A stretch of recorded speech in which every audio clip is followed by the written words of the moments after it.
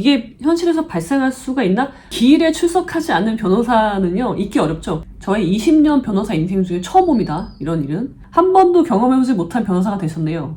그럼 피고는 이게 웬 떡이야? 하고 예, 여러분 안녕하십니까? 오늘은 즐거운 금요일입니다. 지금 이슈가 되고 있는 게 권경의 변호사라는 분이 좀 황당한 일을 하신 것 같아요. 제가 잘 아는 변호사님은 아닌데 이 쌍불취하라는 그 제가 옛날에 고시 공부할 때 책에서 봤던 민사소송법 책에서 봤던 이야기를 봤어요. 기사에서 그걸 보게 됐는데 쌍불취하라는 제도로 법조문에만 있는 제도라고 생각을 했어요. 이게 현실에서 발생할 수가 있나? 물론 의도적으로 할 수는 있겠죠. 의도적으로. 근데 그 의도적으로 한다는 것도 상상하기 어려운 불이익을 주는 거란 말이에요. 쌍불취하라는 게 기일에 열심히 성실하게 임하지 않는 기일을 해태하거나 그런 것에 대해서 일정한 제재를 하는데 근데 이걸로 엄청난 일을 만드신 거예요. 이 변호사님이. 제가 변호사를 하면서요. 아니 기일에 출석하지 않는 변호사는요. 있기 어렵죠. 근데 가끔 봤어요. 상대방 변호사가 기일에 나오지 않는 경우는 봤어요. 근데 이제 모른 거죠. 기일인 걸 모르고 안 나온 거예요. 아니면 늦게 나오거나. 저는 보통 10분 전에는 법정 앞에 도착해서 대기하고 있어야 맞는 거잖아요. 저는 미리 가서 준비하고 있는데 상대방 변호사가 오지 않아서 계속 이제 딜레이를 시키는 거예요. 보통은 기다려주죠, 보통은.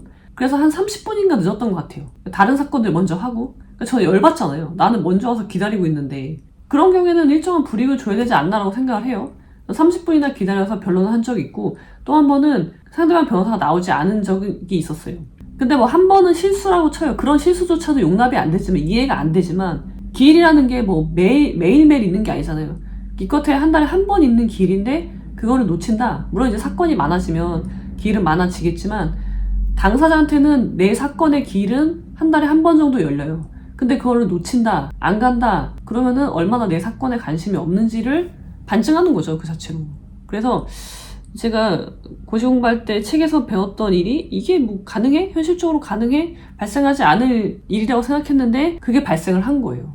저의 20년 변호사 인생 중에 처음 봅니다. 이런 일은. 또 이런 분에게 딱 맞는 공자님의 말씀이 있어요. 그러니까 공자님은 참 대단한 것 같아. 2500년 전에 이미 이러한 일을 염두에 두고 다 얘기를 하셨다는 거죠. 그러니까 2500년 전에도 이러한 유사한 인간의 유형이 있었고 그런 사람들을 어떻게 평가해야 되는지에 대해서 이미 논어에 그런 구절들이 나와 있다는 거죠. 그래서 그것을 같이 한번 공부해보는 시간을 가지도록 할게요. 그러니까 아류 논어인 거죠. 아류 논어. 제가 하고 있는 아류 논어의 실제 모습은 이런 겁니다. 어떨 때 논어의 문장을 사례에 접목시킬 수 있는지, 논어의 문장이 어떻게 나의 삶에 영향을 미치는 것인지, 무슨 관련이 있다는 것인지 그것을 알 수 있게 하는 것이 아류 논어인 거거든요. 자, 한번 기사를 보도록 하시죠. 자, 이 사건이 한겨레 단독이었어요. 자, 유족 8년 견딘 학폭 소송. 소송도요, 학폭이에요. 거기다가 8년 동안 유족들이 버텨온 소송이에요. 이거를 쌍불로 날려버렸으니 천인 공노할 일인 거죠, 지금. 자, 권경의 변호사 불출석에 허망한 종결. 예, 제목만 봐도 그냥 힘이 쭉 빠지는 거죠. 이게 2023년 4월 5일자 기사입니다. 자, 학교폭력 3차례 연속 불출석 항소 취하. 의뢰인한테 알리지도 않아. 이거 이렇게 큰 일을 저지르면요 말로 용서를 구할 수가 없죠. 자, 학교폭력으로 숨진 피해 학생의 유족을 대리해 가해자들을 상대로 손해배상 청구 소송을 진행하던 권경의 변호사가 항소심 재판에 3차례 출석하지 않아 항소가 취하된 것을 확인됐다. 권 변호사는 조국 사태를 비판한 조국 흑서. 한 번도 경험해보지 못한 나라. 한 번도 경험해보지 못한 변호사가 되셨네요. 공동 저자시네요. 유족이 8년간 이어온 학폭소송은 권 변호사의 무책임한 행동으로 가해자 누구에게도 책임을 물을 수 없게 됐다. 이 무책임하다는 말도 너무 약한 것 같아요. 무책임하다? 무책임하다라고 간단히 말할 수 있는 정도가 아니에요, 지금. 5일 한겨레 취재를 종합하면 고 박주원 사망 당시 16살이네요. 양의 어머니 이기철 씨가 학교 법인과 가해자 등 20명, 피고가 엄청 많구나. 20명을 상대로 서울 고등법원에 낸 손해배상 청구 항소심이 권 변호사의 재판 불출석으로 지난해 11월 24일 취하됐다. 이 시 항소가 취하된 사유는 소송 당사자인 원고와 피고가 모두 변론기일에 3번 출석하지 않은 3회 쌍방 불출석, 쌍불이었다. 그러니까 쌍불 취하라는 게, 그러니까 줄여서 쌍불 취하라고 하는데 양쪽 당사자가 불출석하는 거예요. 그게 2회 이상 되면 세 번째 출석하지 않으면 그때 취하 간주해버리는 거죠. 근데 소송은 누가 제기하나요? 소송은요, 원고가 제기하잖아요, 원고. 그러니까 원고가 무언가 청구하는 사람이죠. 여기서는 고 박주원 피해 학생의 어머니가 손해배상 청구를 한 거잖아요. 근데 이게 취하됐다는 거는 내 청구가 취하된 거니까 취하되면 무조건 피고한테는 좋은 거잖아요. 그러니까 불출석했을 때는요, 소송을 취하시킨다는 거는 원고한테 불이익을 주는 거죠. 그러니까 원고는 불출석하면 안 되겠죠. 피고는 반드시 출석하고 원고도 당연히 반드시 출석해야 되는 게 소송이에요. 기본적으로. 불출석한다는 거는 상상할 수 없는 일이죠. 그래서 보통요, 그러니까 이게 쌍불이 불출석도 포함되지만 한쪽이 오지 않았어. 근데 한쪽이 변론을 안 해. 그래도 불출석으로 봐요. 그러니까 원고가 안 오잖아요? 그러면 피고는 나는 당하는 입장이니까 이게 취하되면 너무 좋죠. 그러니까 원고가 안 와. 그러면은 피고는 변론하지 않아요. 출석했어도. 그러면은 쌍방 불출석이 되는 거예요. 그러니까 현실적으로 양쪽이 모두 안 오는 경우는 상정하기가 어렵고 원고가 안 왔을 때 피고가 변론을 안 해버리는 거죠. 그러면은 한 번 쌍방이 불출석한 거예요. 그 다음번이 됐어. 근데 만약에 또 안 와, 원고 대리인이. 그러면은 나는 또 내가 피고 대리인이야. 그럼 난 또 변론 안 해. 출석했지만. 그러면은 그게 쌍불이 되는 거예요. 쌍방 당사자가 모두 출석하지 않았다. 그리고 그 다음번 기회를 한 번 더 잡거나 아니면은 기회 지정 신청을 해서 세 번째 기회가 있어요. 근데 그거조차 안 왔다. 그럼 이제 끝. 이제는 취하 간주. 원고한테 매우 불이익한 거죠. 그럼 피고는 이게 웬 떡이야? 하고 룰을 날아가 되는 거죠. 자, 민사소송법은 변론 기회에 양쪽 당사자가 3번 출석하지 않거나 출석하더라도 변론하지 않을 경우 이게 그건 거죠. 원고 대리인이 출석 안 해. 그러면 피고 대리는 변론 안 해요. 이건 거죠. 변론하지 않을 경우 서로 취한 것으로 본다. 앞서 근데 이제 그러면은 1심 결과를 한번 보자는 거예요. 왜냐면 이건 항소심이었잖아요. 1심에서는요. 10명의 가해자 가운데 1명에 대해서만 책임을 물어서 5억 원을 배상하라고 판결했대요. 그러니까 뭐예요? 원고는요, 5억 원을 1심에서 선고받았고, 그 다음에 항소를 한 거예요. 그러니까 원고는 피해자의 어머니는 이제 5억의 배상금을 한 명이지만 5억의 배상금을 받기로 선고가 됐어. 가해 학생과 피해 학생의 죽음의 인과관계를 인정했다는 점에서 매우 의미 있는 판결이 나온 거잖아요. 1심이 일단. 1심을 내가 먹고 들어가잖아요. 항소심을. 그렇게 중요한, 얼마나 중요하겠어요, 여러분? 그런데 이 변호사님이 출석을 안 한 거예요. 그래서 패소가 돼버렸어요. 5억이 날라갔다고요. 5억이 돈이 문제가 아니라 책임을 물을 수 없게 돼버린 거예요. 고 박주원 양은 중고등학교 시절 SNS에서 모욕을 당하는 등 가해자들로부터 집단 따돌림을 당했다. 박 양은 따돌림을 피해 다른 지역으로 전학을 가기도 했지만 고등학교에서도 괴롭힘은 계속됐고, 아, 중학교 고등학교구나. 수학여행을 다녀온 뒤 2015년 스스로 목숨을 끊었다. 이후 어머니 이 씨는 2016년 8월 서울시 교육청과 학교 법인, 가해자 등 34명을 상대로 손해배상 청구 소송을 냈고 1심 재판부는 지난해 2월, 2022년 2월이겠네요. 가해 학생 1명의 손해배상 책임만을 인정해 원고 일부 승소 판결했다. 이 씨는 곧장 항소했다. 하지만 이 씨의 변호인인 권경희 변호사는 지난해 9월, 10월, 11월 등 3차례 변론기를 모두 출석하지 않았다. 그 결과 1심에서의 원고 일부 승소는 패소로 변경이 됐고, 소치하죠, 그냥 소치하. 그러니까 이렇게 된 거예요. 자, 1심에서요. 지금 20명이잖아요. 20명을 할게요. 20명, 1명. 20명은 어차피 인정이 안 됐어요. 기각됐어요. 원고의 청구가 손해배상 책임 인정이 안 됐고 1명만 5억이 나왔잖아요. 자, 얘네들은 피고들이죠. 피고. 얘네들은 항소할 이유가 없죠. 이겼으니까, 피고들은.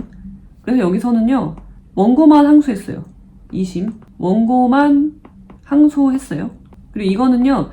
원고도 항소했고요. 피고도 항소했어요. 이 1명은 자기 5억을 배상해줘야 되니까. 그래서 여기서 원고만, 여기는 원고 피고가 다 항소를 한 거예요. 근데 항소해서 이게 쌍불 취하가 돼버렸죠. 쌍불 취하. 그러니까 원고가 제기한 소송이 취하 간주가 돼버린 거잖아요. 그러면은요. 1심이 확정이 돼요. 확정. 원고만 항소했는데 쌍불 취하 간주, 항소를 취하한 거니까 이대로 확정이 되고요. 이거는. 그 다음에 이건 어떻게 되나요? 5억에 대해서 여기서는 원고만 항소한 게 아니라 피고도 항소를 했잖아요. 그러니까 근데 원고만 소취했죠. 항소 취한 거죠. 그러니까 원고가 항소한 것만 항소 취하가 됐죠. 근데 얘 건 남았잖아요. 피고가 항소한 건 남아있잖아요. 그래서 이게 얘는 주장하지 않고 원고는 주장하지 않고 피고만 주장하고 있으니까 그래서 이거는 패소 판결이 된 거예요. 이게 여러분 원래 소치하는요. 소치해도요 다시 소송 제기할 수 있어요. 근데 이거는 1심이 아니라 항소심에서 소치를 해버렸기 때문에 1심이 그냥 확정돼 버려요. 그러면은 판결이 이미 있기 때문에 다시 소송을 제기할 수가 없단 말이에요. 그러니까 매우 심각한, 쌍부를 하려면 1심에서 하시면 모르겠는데 이거 2심에서 쌍불 취하가 돼버렸기 때문에 방법이 없다. 더 이상 확정, 판결이 확정돼 버리면 더 이상 다툴 방법은 뭐예요? 재심밖에 없는 거예요. 재심이 받아들여지는 경우는 거의 없다. 재심 요건도 안 된다고 보여지고요. 자, 권 변호사는 자신이 재판에 출석하지 않아 항소가 취하됐던 사실도 이 씨에게 5개월간 숨겼다.